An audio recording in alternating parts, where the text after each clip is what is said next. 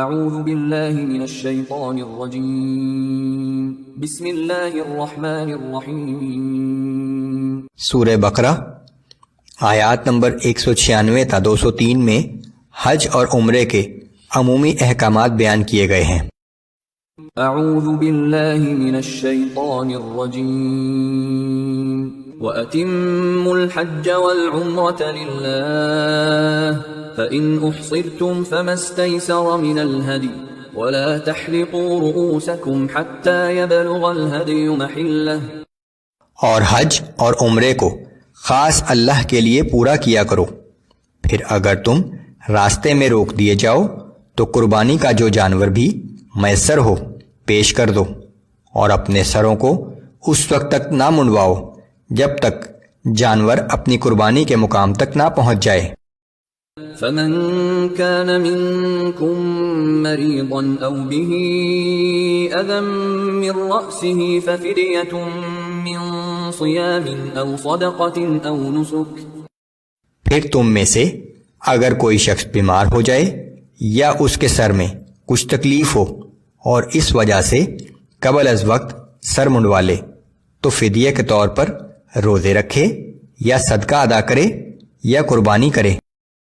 فَإِذَا أَمِنْتُمْ فَمَنْ تَمَتَّعَ بِالْعُمْرَةِ إِلَى الْحَجِّ فَمَا اسْتَيْسَرَ مِنَ الْهَدْيِ فَمَنْ لَمْ يَجِدْ فَصِيَامُ 3 أَيَّامٍ فِي الْحَجِّ و7 إِذَا رَجَعْتُمْ تِلْكَ 10 كَامِلَةٌ۔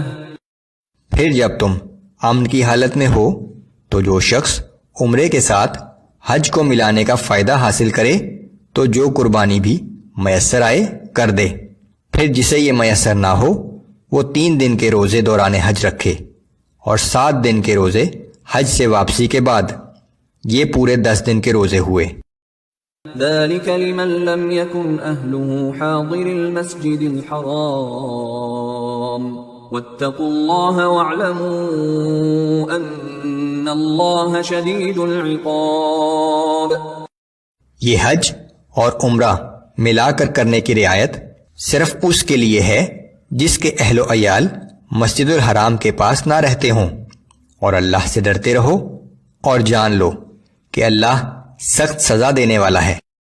الحج اشہر معلومات فمن فرض فيهن الحج فلا رفث ولا فسوق ولا جدال في الحج وما تفعلوا من خير يعلمه الله۔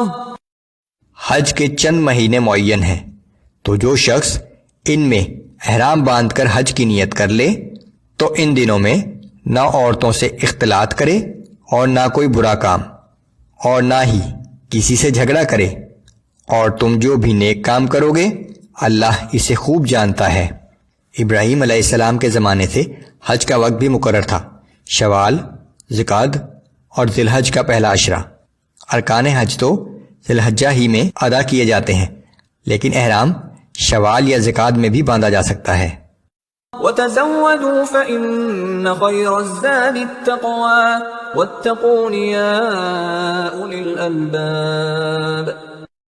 اور حج کے سفر کے لیے زاد راہ لے لیا کرو، بے شک سب سے بہتر زاد راہ تقوی ہے، اور اے عقل والو مجھ سے ڈرتے رہو۔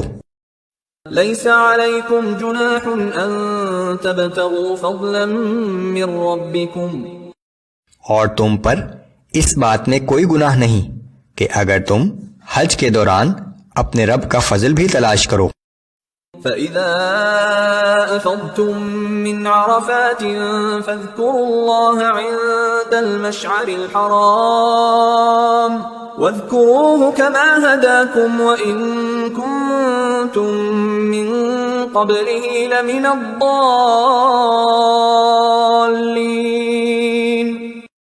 پھر جب تم عرفات سے واپس آؤ تو مشعر حرام یعنی مزدلفہ میں اللہ کا ذکر کیا کرو، اور اس کا ذکر اس طرح کرو جیسے اس نے تمہیں سکھایا ہے، اور بے شک اس سے پہلے تم اس سے ناواقف تھے۔ ثم ثم أفيضوا من حيث أفاض الناس واستغفروا الله إن الله غفور رحيم۔ پھر اس کا خیال رکھو کہ تم بھی عرفات میں وہیں سے جا کر واپس آیا کرو جہاں سے سب لوگ واپس آتے ہیں، اور اللہ سے معافی طلب کرو، بے شک اللہ نہایت بخشنے والا مہربان ہے۔ مشرکین مکہ کی حج کے معاملے میں ایک اور بدعت یہ تھی کہ وہ عرفات نہیں جاتے تھے۔ ان کا کہنا تھا کہ مکہ کے رہنے والوں کے لیے عرفات جانا ضروری نہیں ہے۔ اس آیت میں اس بدعت سے منع فرما دیا گیا ہے۔ فَإِذَا قَضَيْتُم مَّنَاسِكَكُمْ فَاذْكُرُوا اللَّهَ كَذِكْرِكُمْ آبَاءَكُمْ أَوْ أَشَدَّ ذِكْرًا۔ پھر جب تم حج کے مناسک پورے کر چکو تو اللہ کا خوب ذکر کیا کرو، جیسے تم اپنے باپ دادا کا ذکر کرتے رہے ہو، بلکہ اس سے بھی زیادہ بڑھ چڑھ کر۔ ایک اور بدعت یہ تھی کہ مشرکین مکہ حج کے بعد ایک جگہ جمع ہو جاتے تھے اور اپنے اپنے آباء و اجداد کے جھوٹے سچے قصے بڑے فخر سے بیان کرتے تھے، جس سے منع فرما دیا گیا ہے۔ فَمِنَ النَّاسِ مَن يَقُولُ رَبَّنَا آتِنَا فِي الدُّنْيَا وَمَا لَهُ فِي الْآخِرَةِ مِنْ خَلَاقٍ۔ پھر لوگوں میں سے کچھ ایسے بھی ہیں جو کہتے ہیں کہ اے ہمارے رب، ہمیں سب کچھ دنیا میں ہی عطا کر دے، اور ایسے شخص کے لیے آخرت میں کوئی حصہ نہیں ہے۔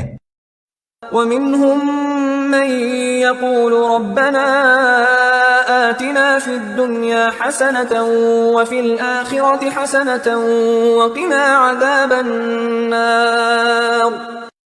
اور لوگوں میں سے بعض ایسے بھی ہیں جو کہتے ہیں کہ اے ہمارے رب، ہمیں دنیا میں بھی بھلائی عطا فرما اور آخرت میں بھی بھلائی سے نواز، اور ہمیں دوزخ کے عذاب سے محفوظ رکھ۔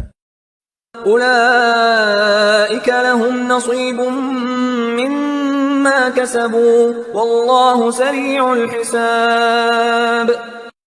یہی وہ لوگ ہیں جنہیں ان کے اعمال کا اجر دنیا اور آخرت دونوں میں ملے گا، اور اللہ بہت تیزی سے حساب کرنے والا ہے۔ اس دنیاوی زندگی کا اصل مقصد آخرت کی تیاری ہے۔